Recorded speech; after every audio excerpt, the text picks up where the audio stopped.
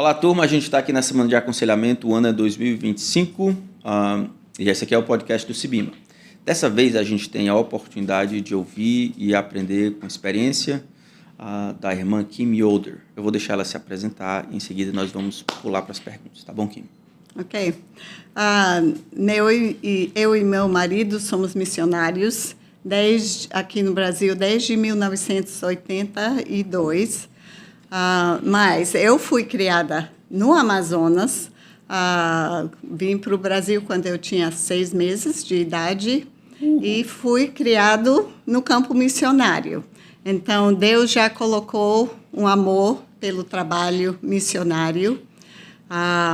E depois de casar com meu marido, nós fomos para a Bahia, trabalhamos lá 7 anos.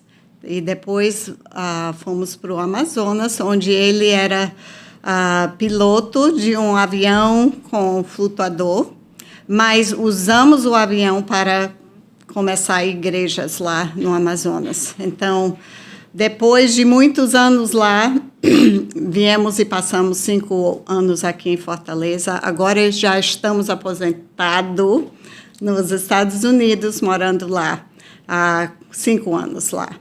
Então, nosso primeiro contato com aconselhamento bíblico era quando fomos a uma conferência e lá aprendemos tanto da palavra de Deus como pode nos ajudar no nosso ministério para ajudar as pessoas a amadurecerem.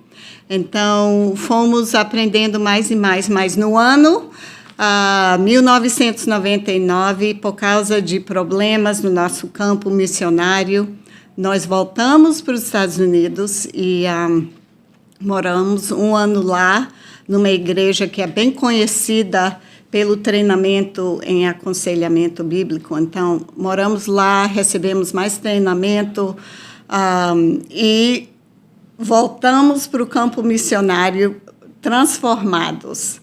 Começamos a conhecer as pessoas de melhor maneira na igreja, a discipular, aconselhar bem melhor. A pregação do Alain mudou completamente, porque agora era bem prático, aplicado à vida diária das pessoas. E mudou muito o nosso ministério lá. Agradecemos muito a Deus as bênçãos que Ele tem dado lá nos trabalhos lá. Depois vimos para cá, para Fortaleza, e Deus nos deu o privilégio de poder começar a iniciar um mestrado em aconselhamento bíblico aqui no Cibima. Então, isso tem sido uma bênção grande de Deus. É aqui Nós que agradecemos, né? Nós que agradecemos.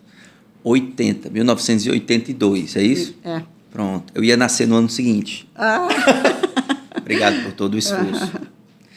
Certo. Trabalhando, Kim, em todo esse tempo aí com aconselhamento bíblico, você deve ter visto os mais variados problemas. Mas se a gente pudesse colocar, talvez, o número 1 ou os 2 mais em que as pessoas normalmente se aproximam de você querendo ajuda, seria o quê? Eu acho na área das emoções. Que por causa disso, porque eu vi isso muito, que as pessoas viam que estavam sofrendo por causa de tristeza, de medos, ira descontrolada, que eles vinham para ajuda. E isso era uma porta de entrada para abrir a palavra de Deus e dar respostas, porque Deus fala muito desse assunto. E ver as vidas transformadas quando aplicavam a palavra de Deus à vida. Amém. Então, especialmente com o Covid, a gente viu muitos medos, ansiedade, que é um tipo de medo que aumentou muito naquela época, mas era oportunidade para poder ajudar as pessoas com a palavra de Deus. Foi uma época realmente difícil. Então, você vê a ansiedade como uma espécie de medo. Gostei. Ansiedade como uma espécie de medo. É medo que eu não vou poder ter o que eu quero ou que eu vou perder o que eu não quero perder. Então, é um tipo de querer controlar a situação e nós nunca podemos controlar. as situações. Sempre uma ilusão. Aí gera mais e mais ansiedade e medo. Massa, já estou aprendendo, não sabia dessa definição. Tá, então pensando agora em você. Então as pessoas normalmente têm chegado para você pedindo ajuda quanto às emoções. Da sua perspectiva como conselheira, e aí talvez isso tenha mudado ao longo do tempo, mas o que é que você diz para você, na sua experiência, que tem sido a maior dificuldade como conselheira? Quais são os maiores desafios que você tem enfrentado ao longo dos anos como conselheira bíblica? Ok. Então, primeiro seria que muitas vezes nas igrejas as pessoas dizem que amam a Deus, que a Bíblia é a palavra de Deus, mas realmente nunca aplicaram a palavra à vida. Tem uma... Não está conectado, né? Dicotomia. Sim, né? Eu conheço muito sobre a palavra de Deus, mas não está aplicando, praticando, como Cristo falou em Mateus 7. Certo. O homem sábio, ele ouve e pratica, ouve e obedece. O tolo não, ele ouve, mas não faz nada. Então, era de tentar ajudar as pessoas, e eu também, começava aqui mesmo, de aplicar a palavra de Deus na vida, de realmente crer, é uma teologia bem prática, de colocar em prática na minha vida. Certo, esse seria o número 1. O número 1 é que as pessoas, elas dizem uma coisa, mas na verdade elas parecem não crer do jeito que elas dizem, né? E todos nós temos esse mesmo problema. Uns mais, outros menos, né? Tá. E o outro desafio? De igreja, pensando esse é mais você lidando com as pessoas mais em termos de igreja. Você tem visto, eu acho que você viu as igrejas crescendo um pouco mais no redescobrimento ou compreensão do aconselhamento bíblico, que nada mais é do que a aplicação da palavra de Deus. Mas esse movimento que você participou, que Deus usou vocês para esse movimento que hoje ganha o Brasil inteiro. Qual tem sido os maiores entraves, os desafios das igrejas para abraçarem essa ideia de que a Bíblia funciona? Sim, que tem as respostas, né? Eu acho que seria mais que essa mudança deve começar com o pastor. Certo. Com os líderes da igreja. E depois ir para baixo. Se a gente entrar e tentar fazer essas mudanças embaixo, sem o pastor estar aí apoiando, ensinando, crendo que a Bíblia tem todas as respostas, aí dificulta muito. Fica quase parecendo rebelião, revolução, querendo mudar as coisas de baixo para cima, né? E é muito importante começar de cima para baixo. Que o pastor mantém a visão. O líder da igreja. Acho fabuloso. Aqui, né, no CIBIM a gente tem um mote dizendo que, não sei se é no CIBIM, mas o reitor pensa assim, pastores saudáveis produzem igrejas saudáveis, ou são instrumentos nas mãos de Deus para isso. Então, a saúde, ou a maneira como o próprio pastor compreende o ministério da palavra de Deus, isso também vai, de alguma forma, ajudar. Porque é ele que está ensinando, né? Dando a direção, dando... Interessante. Isso aí, interessante. Ótimo. Então, os maiores desafios em termos de conselheiros tem sido, primeiro, a descrença do povo, segundo, o distanciamento dos pastores desse movimento, ou a má compreensão deles, talvez. E de não entender que, se a Bíblia tem todas as respostas para a vida, não tem as respostas na área de matemática, na área de cozinhar, mas Deus diz, eu tenho todas as respostas na área de saber como viver de maneira que agrada a Ele. Então, não deveríamos estar procurando as respostas à questão de pecado, à questão de relacionamentos, de como resolver problemas. Tudo isso, Deus diz, está aqui na minha palavra. Amém. Então. Massa. Ok, tem uma terceira pergunta. A terceira pergunta é assim. Tá. Assim, como pastor, eu sei que às vezes que o trabalho de aconselhamento é bem custoso e penoso. Penoso que eu digo assim, é difícil. Você, quando você demonstra empatia, você de fato chora com quem está chorando. Qual tem sido alguns dos seus encorajamentos? Ou motivação por trás do esforço para ajudar essas pessoas a lidarem com os seus problemas de uma maneira que agrada a Deus? Você tem alguma coisa específica que você lembra constantemente? Uhum.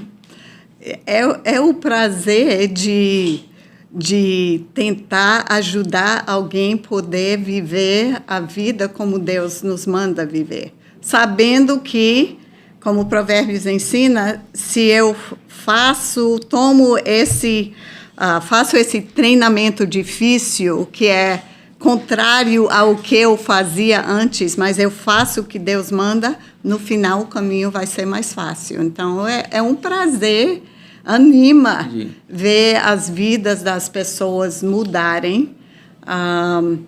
Como Paulo falou, né, não tem maior alegria do que ver que os meus filhos na fé andam com Deus. Então, isso dá uma satisfação e alegria enorme. Eu entendo bem.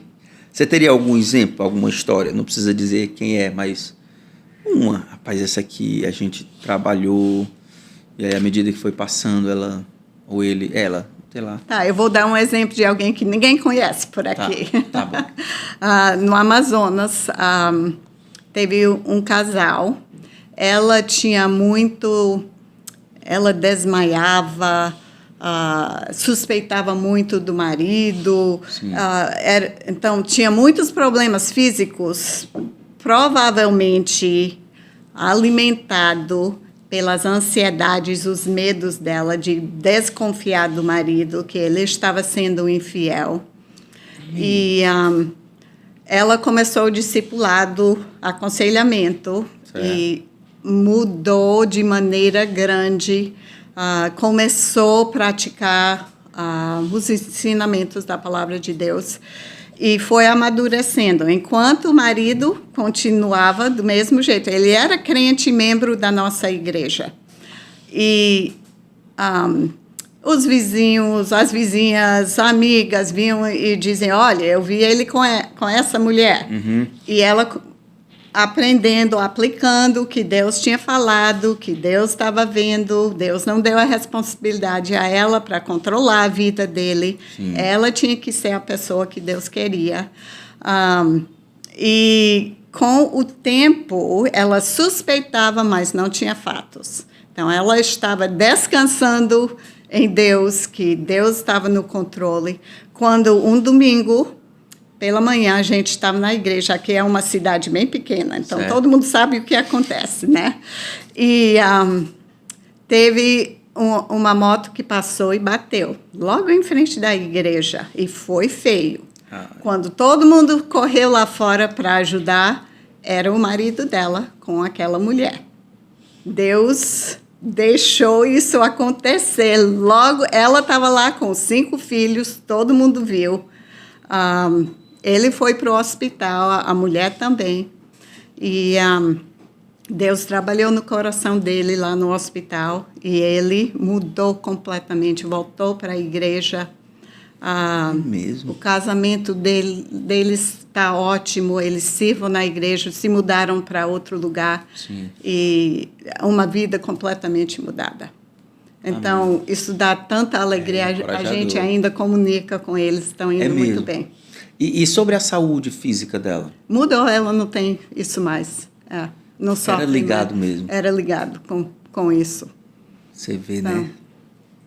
E isso mudou até antes do que aconteceu com o marido. Ela já estava aplicando as verdades de não ficar ansiosa, de confiar em Deus, que Deus é bom, que Deus é soberano, que Deus ama, ela ama o marido, que Deus quer o bem dos dois.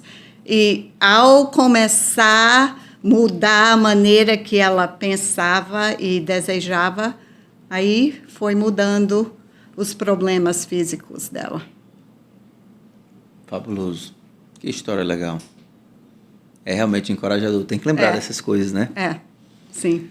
Só uma pergunta aqui do lado, que é um pouco diferente. Mas você estava me dizendo antes da gente começar aqui que eu sugeri que uma das dificuldades que talvez você tivesse um tempo atrás era a ausência de material, de apoio, livros, que hoje eles têm muito. Né? Aí você disse, não, na verdade é o oposto. Diz aí pra gente, eu quero que o pessoal Ok. escute. No Amazonas, é claro, era bem mais difícil conseguir livros. E naquela época também quase não tinha nada do aconselhamento bíblico. Então, primeiro nós traduzimos várias, não eram livros, mas livretos, coisas assim. Então, nós beneficiamos para aprender melhor da palavra de Deus. E também aprendemos a usar a palavra de Deus para ajudar as pessoas. Então, as tarefas que a gente passava era de memorizar a palavra de Deus, de saber como pôr na prática, de dar dicas nessa área. Então, era uma dependência da palavra de Deus. E nós achamos que isso era uma bênção, que nos treinou bem de depender da palavra de Deus e não de livros de homens que vão ter erros. A palavra de Deus não tem. Então, hoje em dia, assim, o que pode ser uma bênção, né? Não é necessariamente uma bênção, porque pode virar um alejo, né? De depender disso. Interessante. Então, o aconselhamento da moda antiga era assim, ó, Bíblia e Bíblia, Bíblia e oração. E através dos séculos era assim, né? Interessante. Então, não é nada novo hoje esse movimento de aconselhamento bíblico. Estava acontecendo através dos séculos. Precisava. Como é que Deus ia cuidar do seu povo sem a sua palavra? Nada novo. Tá, e a última pergunta aqui. Essa aqui, eu acho que todo conselheiro, todo pastor, todo e qualquer pessoa que lida com outra pessoa, deseja o bem dela, tem que lidar com isso de alguma forma. Quando os nossos esforços e o uso fiel até que fazemos da Escritura não produz o efeito que nós gostaríamos. Como é que você lida com isso? Tem algum texto que vem na sua cabeça? As emoções envolvidas, como é que você... É claro que a gente fica triste, né? Quando isso acontece. Preocupado com a pessoa e sua condição diante de Deus. Mas eu vou querer avaliar. Será se eu estou manejando bem a palavra de Deus? Será se eu poderia mostrar mais compaixão, paciência?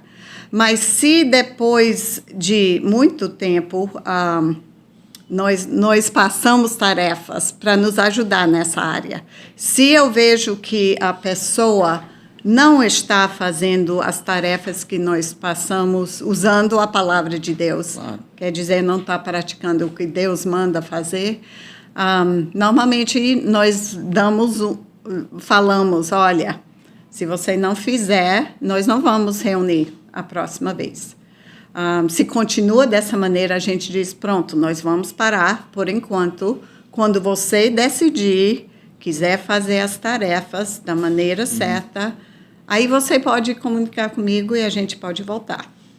Então, isso nos ajuda porque mostra se a pessoa realmente está sério e quer fazer as mudanças para agradar a Deus e quem não quer fazer. Então, não gasta o tempo deles, não gasta o nosso, não é gastar tempo, não usa o tempo, né? Não está redimindo o tempo bem. E aí, depois disso, a gente fica no aguardo, mantém orando por ele. E tentando encorajar, falando com outros crentes na igreja para encorajar.